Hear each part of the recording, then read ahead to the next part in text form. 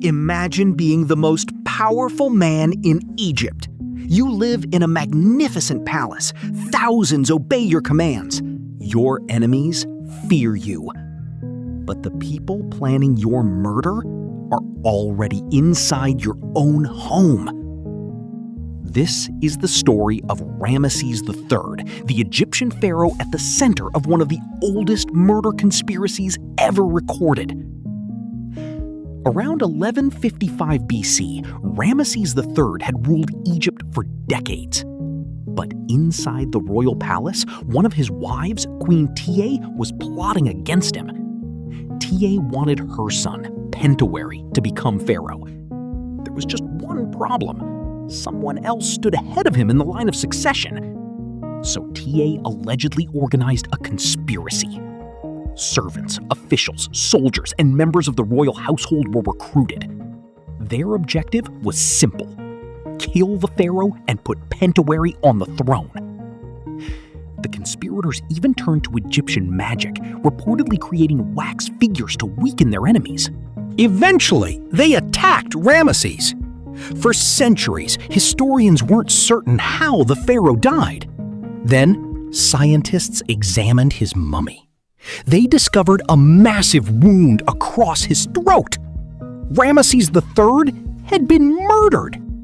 But the conspirators made a mistake. Their plot was discovered.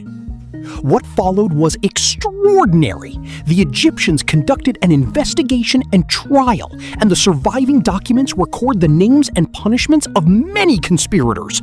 It is essentially a 3,000-year-old murder case. And then there's Pentaweret. The prince who was supposed to become pharaoh was found guilty. According to the ancient records, he was allowed, or forced, to take his own life. But the story has one final twist. Archaeologists discovered a mysterious mummy known as Unknown Man E. Modern genetic analysis showed that the man was closely related to Ramesses III and was probably one of his sons. Some researchers believe he may have been Pentaweret himself. If that's true, we may have found the remains of the prince who helped murder his own father. More than 3,000 years ago, members of Egypt's royal household plotted against their pharaoh.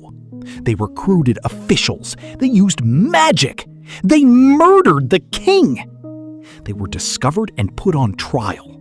And one of the conspirators may still be lying in a museum today. Ramesses III wasn't killed by an invading army. He was killed by the people closest to him.